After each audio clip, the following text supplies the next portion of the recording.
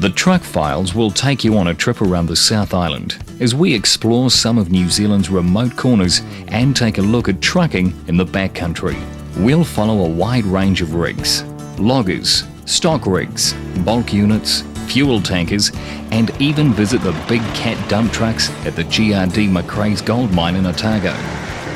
The New Zealand road transport industry is a multifaceted beast, and you'll get to view sides of the industry that you may not have seen before on this first edition of the Truck Files Backtracks.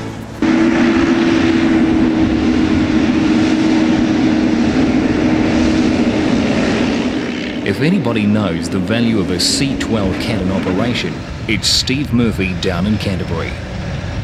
His C12-powered Western Star is well known around the country, having won New Zealand Trucking Magazine's top truck a couple of years back, but as well as being a sharp-looking rig, earns its keep the hard way by working some of Canterbury's toughest logging blocks. When you're working blocks like this one in Banks Peninsula, low-down torque is vital, as the tracks often have a slow grind in and out, and Steve reckons the high torque of the C12 is ideal for this game, and the cat's lightweight and outstanding fuel economy makes this Western Star a top performer in his fleet. The South Island has a fair proportion of skid sides that are a bit on the rugged side, and all that twisting and turning is tough on gear, and if it's not dusty in the back blocks, you can bet your boots it'll be muddy.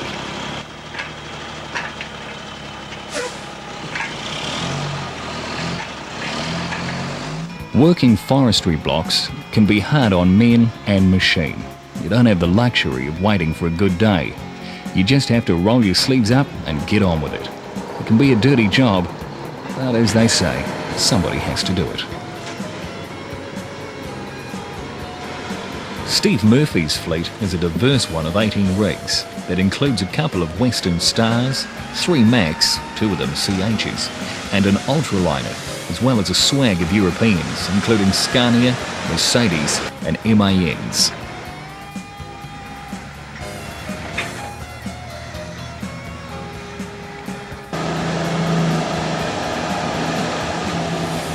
But despite having the choice of some of the finest iron fitted with bolsters in the country to choose from, one of Steve's favourite rigs is this ex-Northern Southland 6x6 spreader, which he put to work to pioneer stem haulage in the South Island. It works tough country, hauling out 30 tonne of stems each trip, and the 280 horse MAN may not boast many ponies, but the engine is bolted onto a 6-speed Allison automatic transmission, and its torque converter gives this truck amazing performance for its size.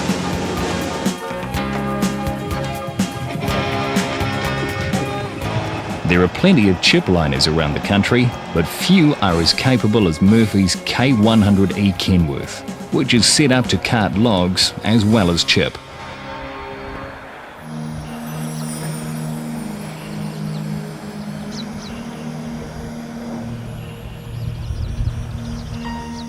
Murphy's work both sides of the Southern Alps, and the Kenworth is no stranger to the Lewis Pass, which regularly snows up during winter.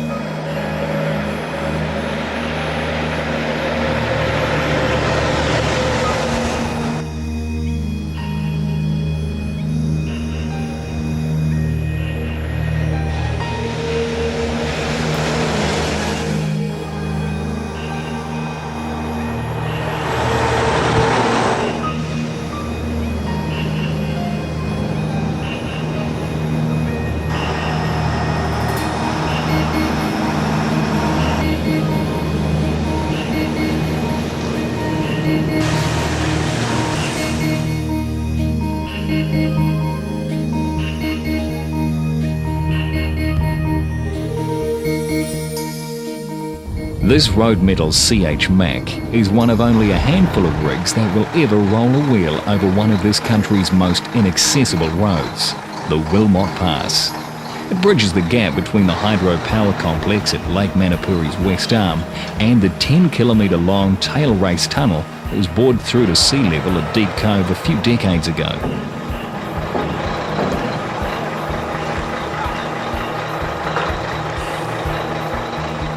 Backed up by an R-Series Mack and an MC8 wheeler, the CH is heading into Deep Cove to set up one of Road Metal's mobile screening plants.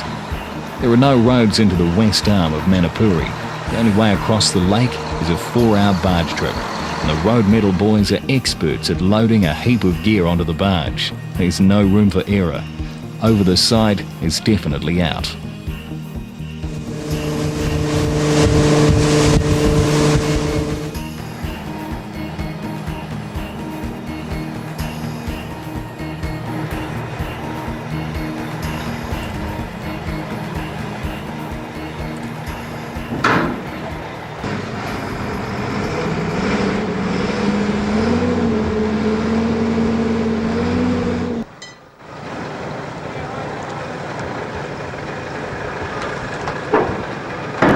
Road Metal are well known for running Mack gear, and Managing Director Murray Francis says it's because they just don't wear out.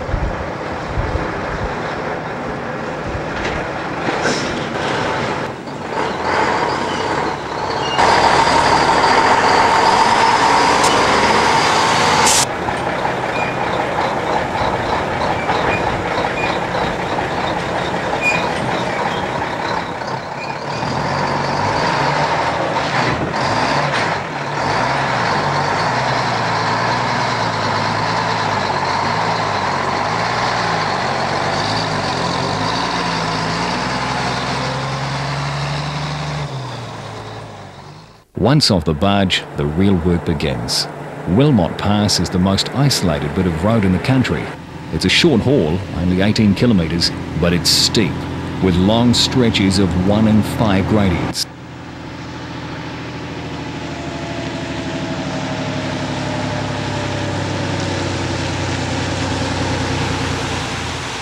That's Deep Cove down there. It's a shame the weather isn't a bit better. On a good day, it's a great view. And this region can get up to 6 metres of rain a year, so it's not unusual to see a bit of mist and snow. This is no road for heroics. You snatch a low cog at the top and stay with it most of the way down. You don't mess with grades of 1 and 5, especially with a screening plant grinning at you through the rear window.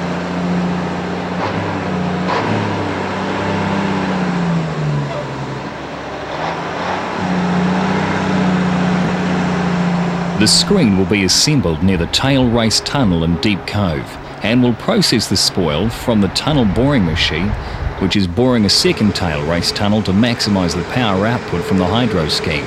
Road Metal will crush and screen this spoil and stockpile around 40,000 cubic metres before leaving after a couple of months' work in the wilderness. Road Metal also has the contract to maintain the Wilmont Pass, which they will do with bottom dumpers.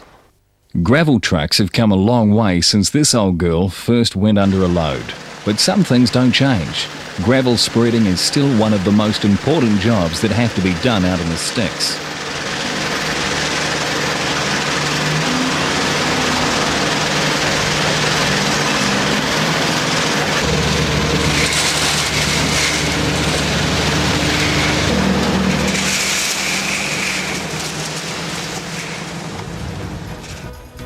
The most efficient way to lay down a spread is by bottom dumper, and these South Roads and Southern Transport rigs have got the deal down to a fine art.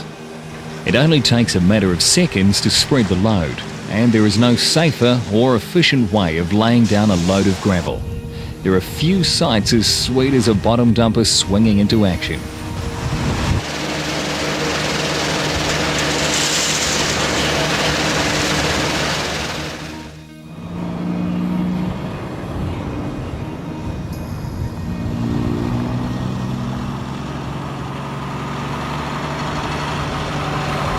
Bottom dumpers are a grand thing when you've got enough work to keep them in full-time employment.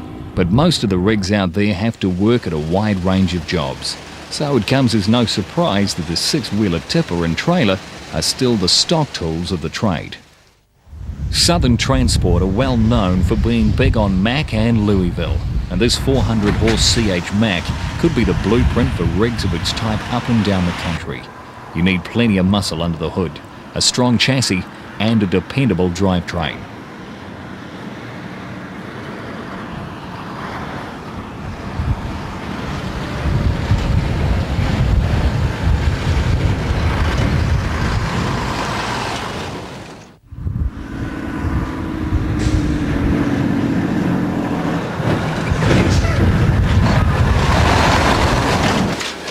Spreading is an art, and it takes a lot of experience to do it well.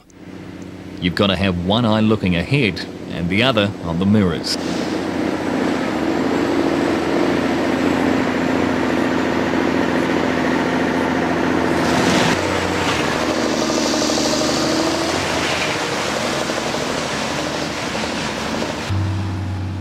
There are a lot of variables in spreading.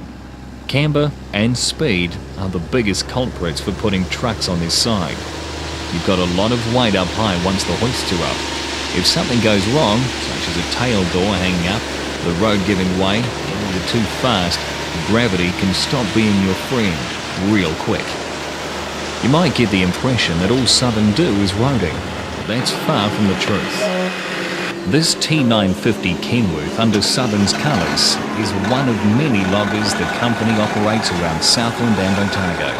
And like most backcountry rigs, it's up and working before sunrise. There's a 470-horse Detroit Diesel Series 60 under the snout. But conventional six-wheelers like this Kenworth are a dying breed in the forests. Changes in log length requirements mean that an 8-wheeler makes more economic sense, which means you have to go cab over. These 454-horse Southern CH Macks are working in mountain country in deepest Southland and are fitted with Rockwell diffs. Southern like to spec their loggers with Rockwells for the cross-lock capability, as many of Southland's skid sites are as marginal as they get. Being so far south, it can get pretty sticky down there in the winter, and diff lockup is a necessity, not a luxury.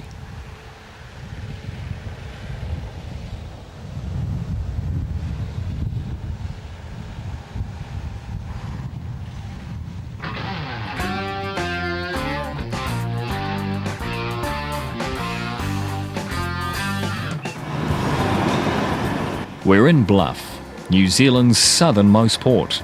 And if you want to see bulk rigs in action, this is the place to be when the phosphate boat pulls in.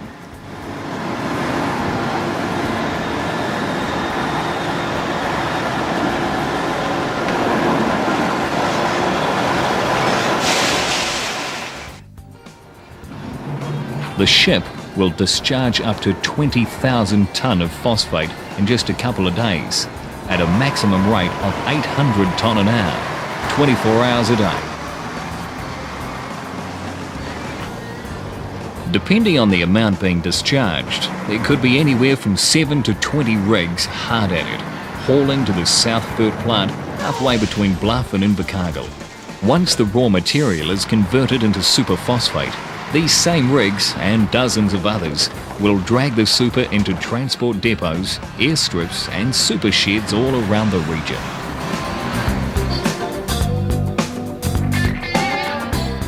Tuapeka Transport operate out of Lawrence in Otago, and like every other rural operation around the country, they're flat tack in the spreading season when the weather is good.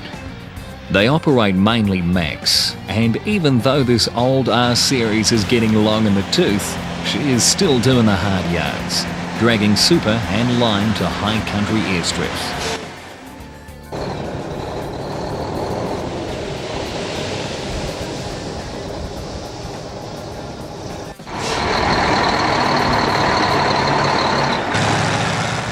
New Zealand pioneered the top dressing industry, and no other country in the world boasts such a well-honed operation.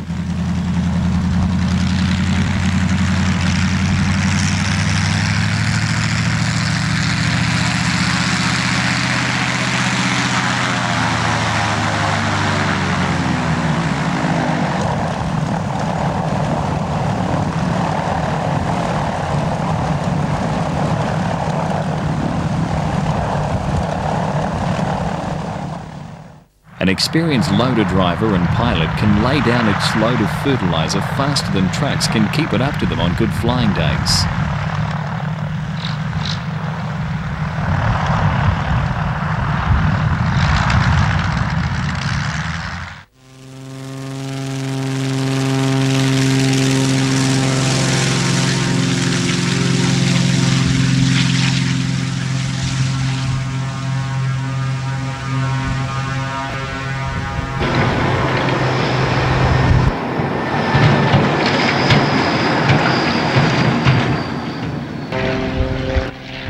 The Fletcher is up and down every few minutes, and along with the trucks, it's a continuous procession to put as much super and lime onto the landscapes as they can while the weather holds out and the wind stays down.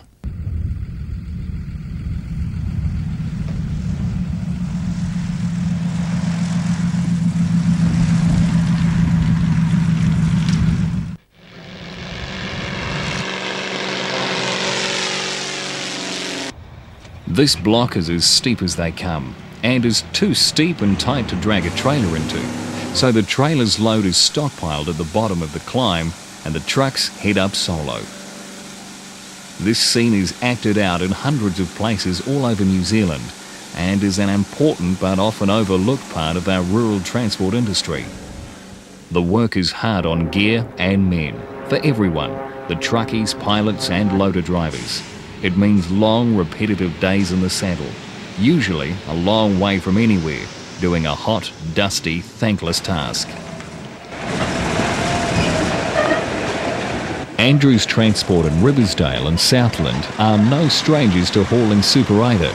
Some of the most rugged country in New Zealand lies in their patch, and they've recently put this C12 cat-powered Foden Alpha to work as a bulk rig. Rated at 430 horsepower and 1,550 foot-pound of torque, the truck has set new standards in the operation for low-down grunt and pulling power.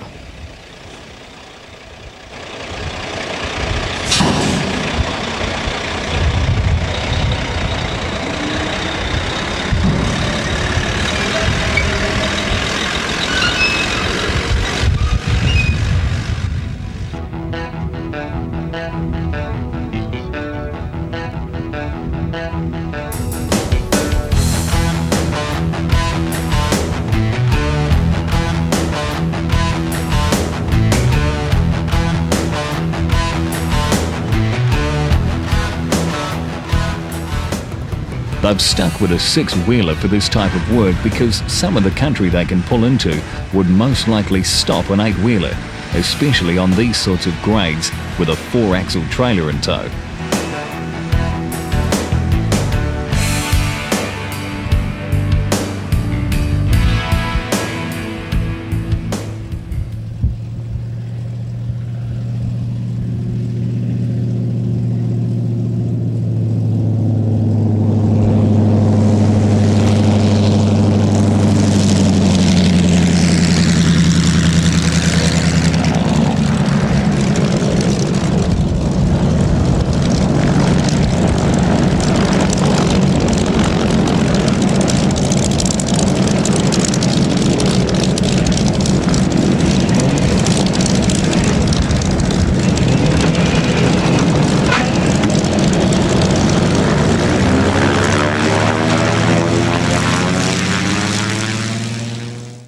All of this country was once untamed, but the twin tools of truck and plane have created some of the most productive pasture land in New Zealand.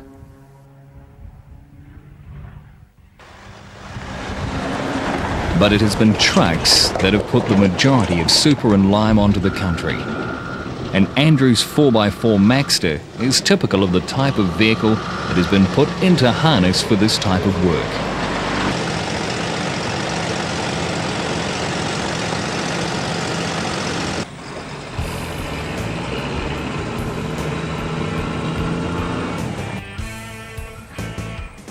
Andrews were once famous for the giant spreaders they operated, which included an 8x8 MAN and then an 8x8 Mercedes, both of which could spread up to 15 tonne of lime in one hit. Fitted with up to 20 wheels, trebles on the back, duals on the front, and chains where necessary, they were formidable rigs.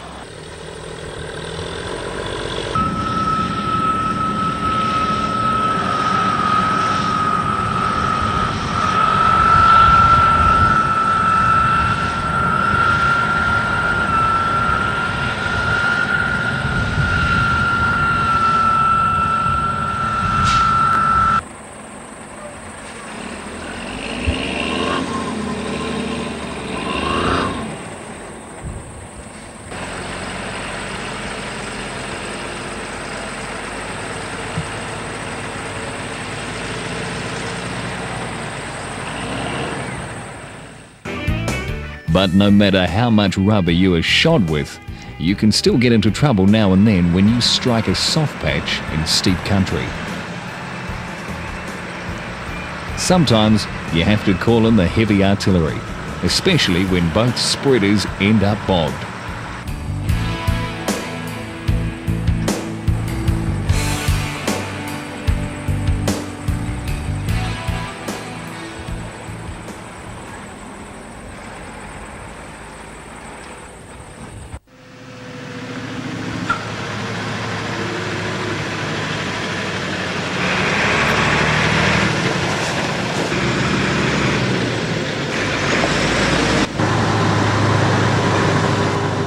The Fulton Hogan fleet in Alexandra includes a number of big V8 Scanias, and they are expert multitaskers. These rigs are spec'd to be versatile. When they're not working as bulk trucks, they could be hauling general freight up and down the South Island. Few drivers get as much versatility in their job as the Fulton boys do.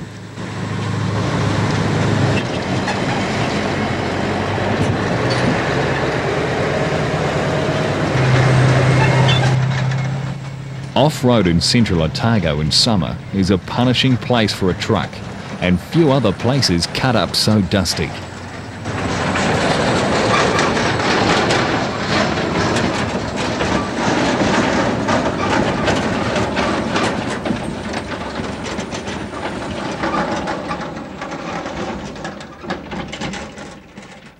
Like most bulk truck drivers working the back blocks, Fulton Hogan Central boys have to be just as handy with a loader as they are with a truck. Rural drivers have to be able to put their hand to anything. There's no set routine off the tarmac.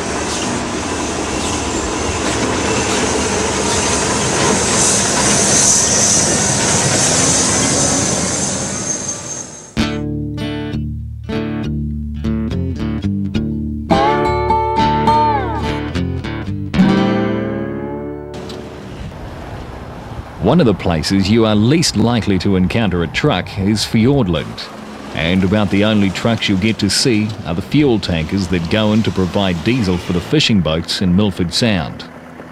The only way into Milford is through the 1,200-metre long Homer Tunnel that was first started in 1935 and eventually finished in 1953 under the most arduous of conditions.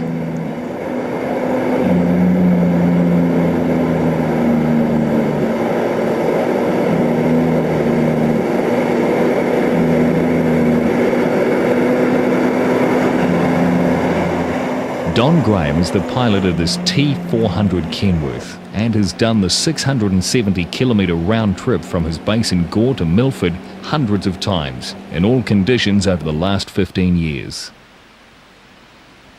He delivers fuel to farms and businesses around Southland for Gore Services, who contract to Mobil, and before he got a ride in the Kenworth, he used to pilot a 26-321 MAN.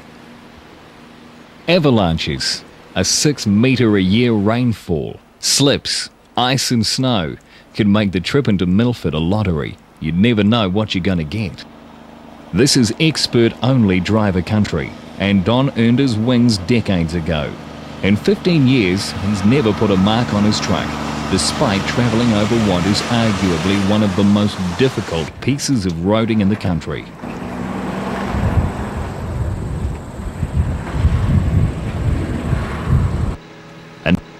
Another of the most experienced drivers in the country is Terry Douglas, who pilots this Ford Louisville for Allied Petroleum, who also contract to Mobil.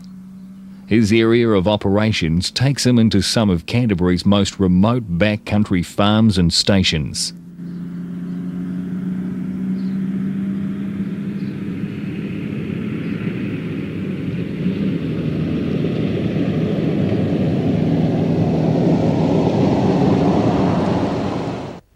Whereas Don is hemmed in by Fiordland's brooding forest and vertical granite mountains, Terry's patch includes the wide braided river valleys and stark barren mountains of Canterbury.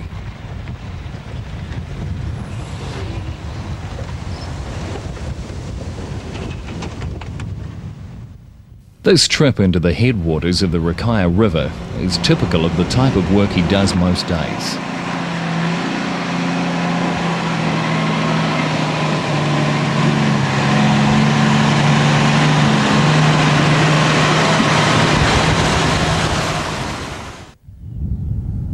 Often he'll have to drop his trailer as the gravel roads are too steep, too rough or tight to drag a 4-axle tanker into.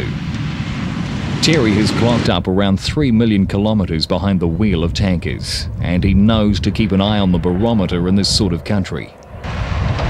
Fords can become rivers, and rivers become impassable real fast when the conditions turn sour, and a southerly can dump enough snow in just a few hours to stop a rig getting out.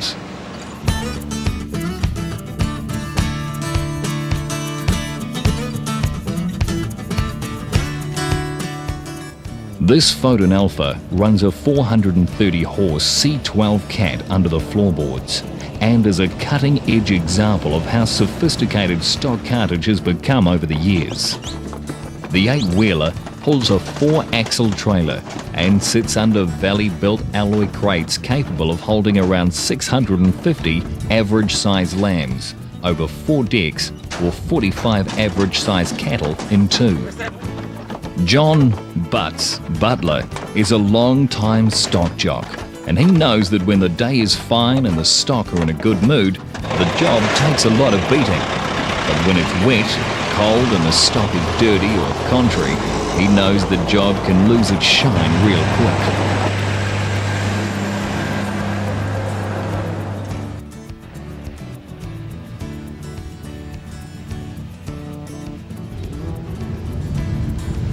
Tuapeka Transport favour Mack ultraliners for their stock work, and this 460-horse 8-wheeler is showing us the way into the backcountry that surrounds their central Otago base.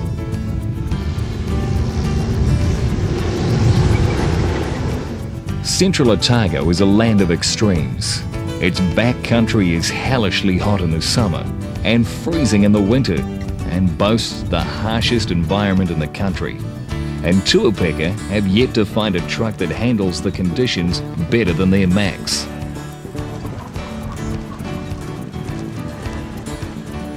Their distinctive colours are famous in the south, and a lot of people detour through Lawrence on their way south just to have a look at what is one of the premium lineups of Mack iron in the country.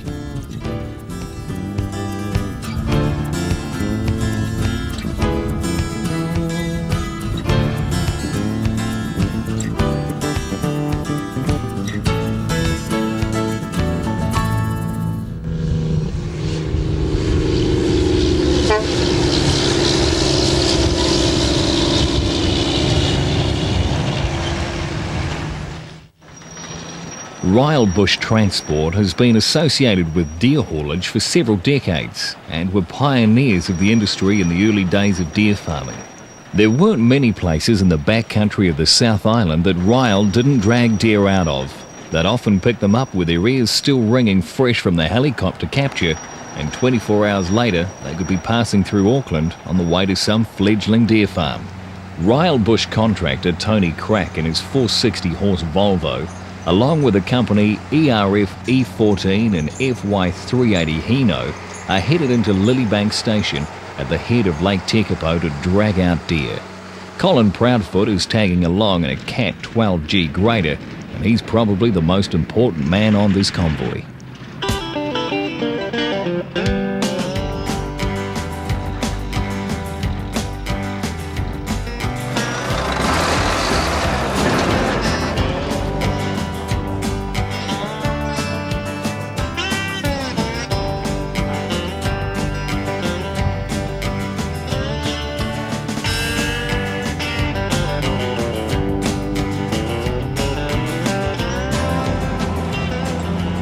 The Macaulay is a braided river full of soft spots and holes, and even though the river is low on this day, it would be foolhardy to try and tackle it without assistance, especially on the way out when loaded. The country looks benign, but is dangerous. A squall up country in a catchment can mean rivers flood within hours and will quite likely change the riverbed. Lilybank has to put a new track across the river about 10 times a year.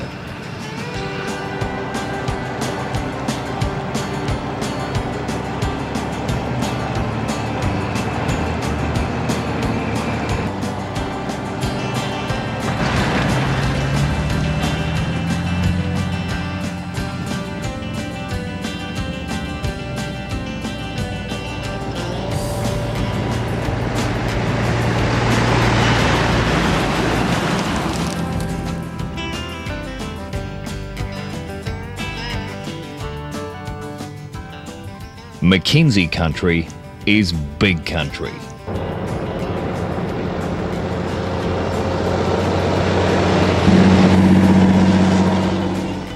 The view out the office window doesn't get much better than this, and it's hard to imagine why everybody doesn't want to be a stock driver when you get a run this good.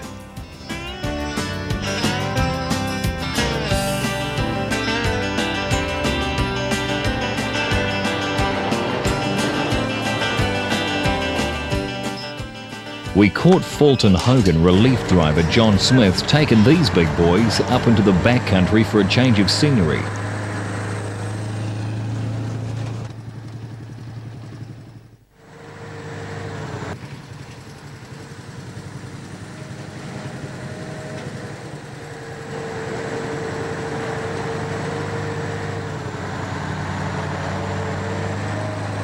Sometimes the polite way just doesn't work on some hills, and you have to back it up and have another go.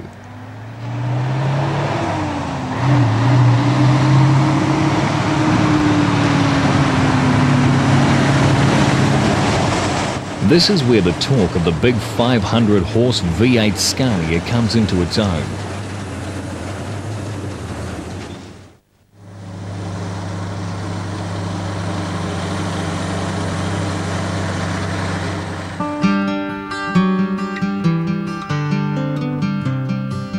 There are plenty of ramps in the backcountry. You just have to find one that's the right height, even if the bull doesn't agree.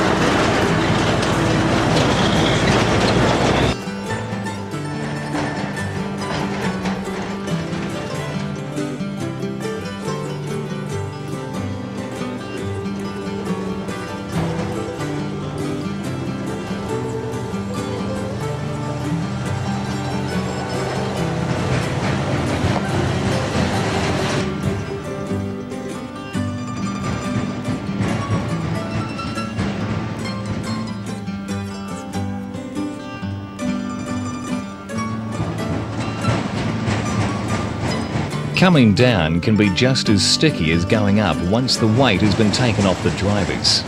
This part of the track is extremely steep, even if it doesn't look like it from this angle. The big V8 is pig rooting on the way down. If we hadn't seen John take the Scania up this stuff in the first place, we'd have found it hard to believe that you'd have got an 8-wheeler up here.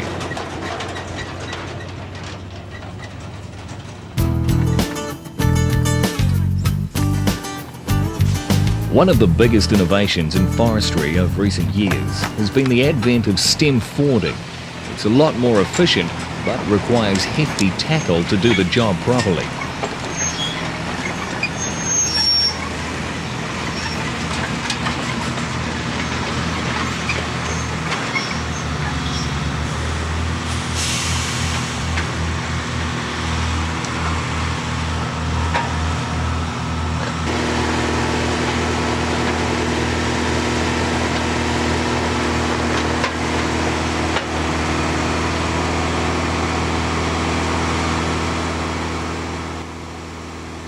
McCarthy Wilshire work a fair few sites around the country, but one of the toughest places they send their trucks into is in the hills around Nelson, where Bill Parks pilots the 6x6 MAN 27460.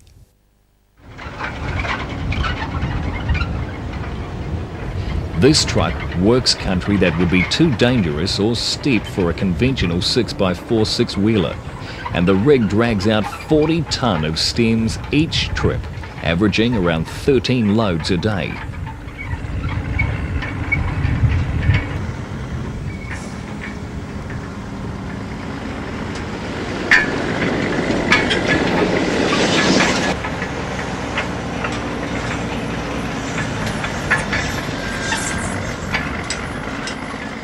In severe applications such as this, there aren't many rigs capable of handling this type of workload, but the combination of a 6x6 drive, a 16-speed ZF transmission and planetary hubs means that MAN boasts traction abilities and a durability few other rigs can match.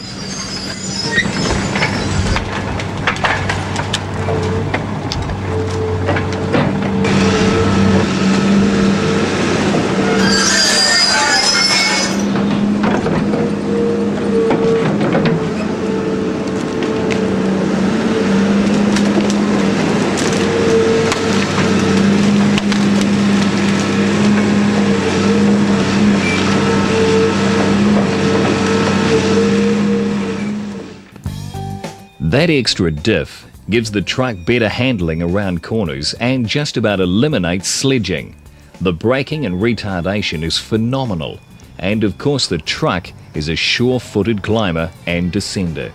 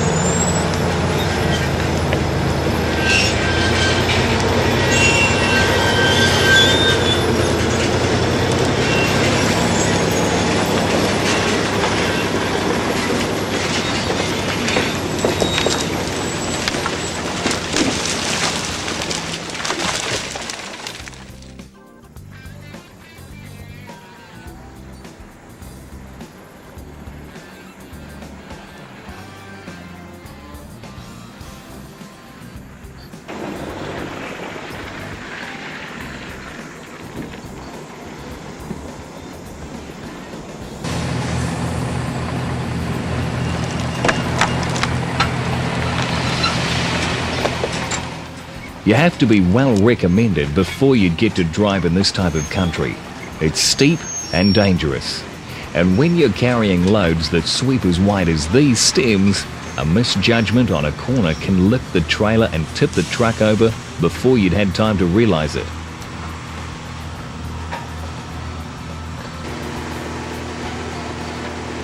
The runs might seem short by some standards, just a few Ks up and down the hill time and time again, but the work is exacting, and as usual, experienced drivers like Bill make a difficult job look easy.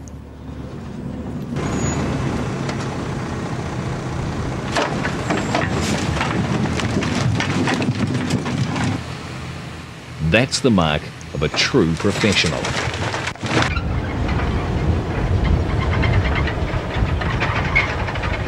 Not too far away, as the crow flies from Nelson, are the Marlborough Sounds, where Stuart Drummond Transport works some of the most inaccessible logging blocks in the country.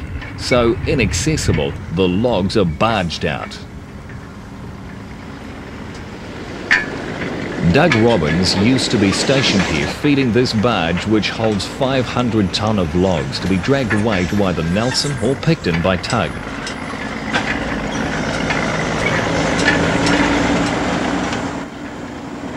It would take Doug about 5 or 6 hours to load the barge from the stockpile he'd accumulated with a 6x6 2638 Mercedes-Benz stationed at the job. This is marginal logging territory and has since been abandoned due to the remoteness of the region and the cost of logging there.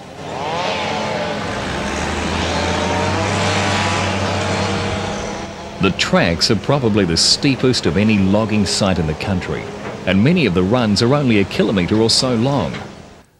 The truck would be lucky to clock up around 200k a week and would cart around 1,200 tonne of logs in that time.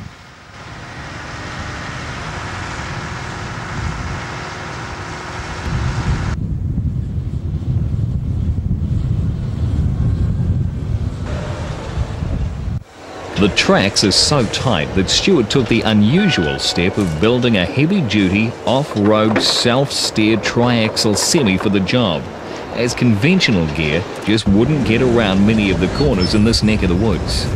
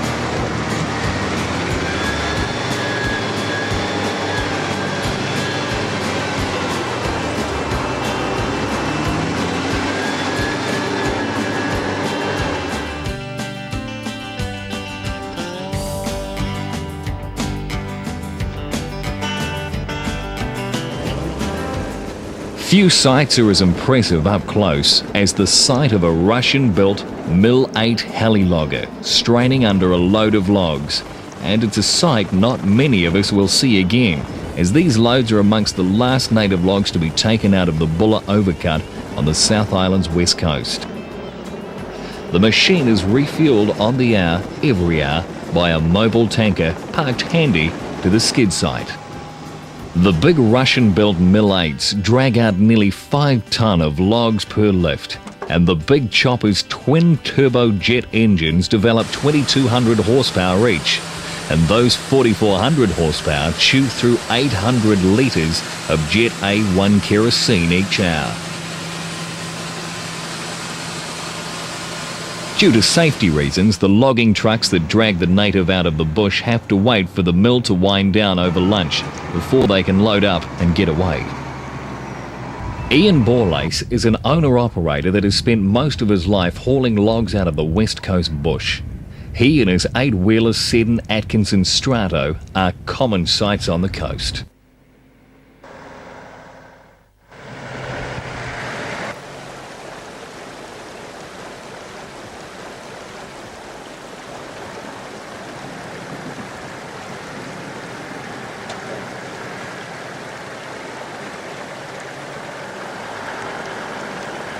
The terrain around this region is brutal on gear, and a lot of the tracks he works verge on being unpassable. So he uses central tyre inflation, which allows you to inflate or deflate the driver's wheels to get more traction, while on the move allowing the rig to tackle grades and conditions that would normally stop him.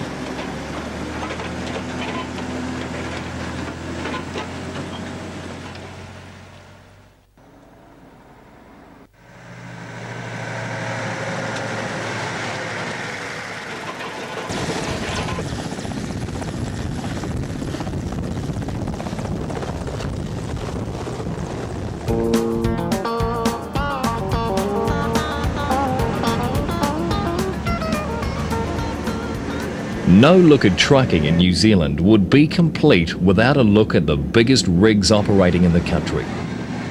McMahon Contractors run 10 of these giant 785B Caterpillar dump trucks, 24 hours a day, 7 days a week, under contract to the GRD Macrae's Limited Gold Mining Project in Otago.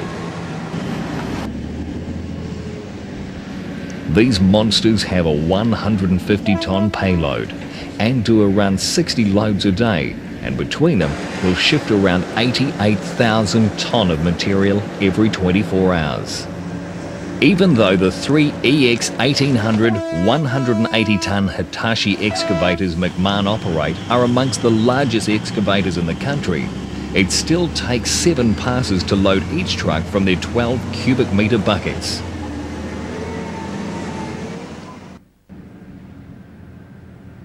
Over a year, these rigs will shift 12 million bank cubic metres of material.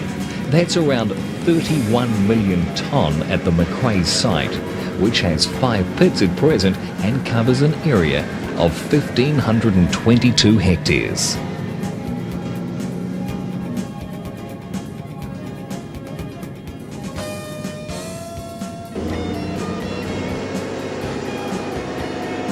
The Cats run a 52-litre V12, which boasts 1,380 horsepower for a 6-speed electronically controlled auto transmission to digest. The Big Cats are a sophisticated piece of hardware and have front and rear oil-cooled disc brakes and an automatic retarder control, which can give up to 3,870 horsepower worth of retardation. And they need that amount of retardation.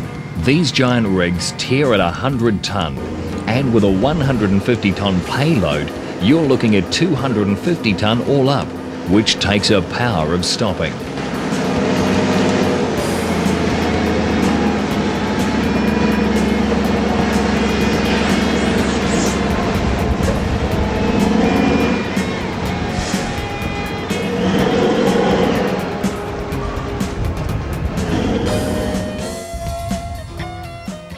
Even this Cat D10 bulldozer is dwarfed by the 785s, and it, along with the dumpsters, are engaged in progressive rehabilitation work on the worked over areas in order to return them to as near their original state as possible.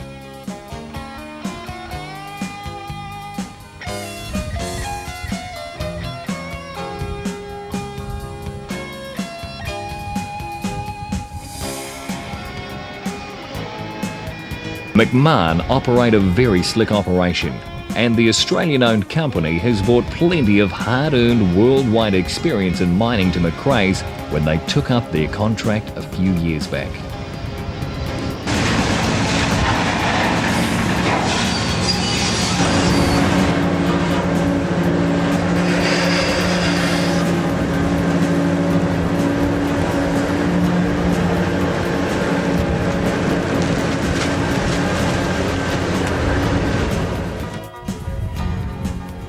Along with the experience base of the locals employed to pilot their rigs, the productivity they've achieved with these 10 cats is the envy of many mining operations around the world.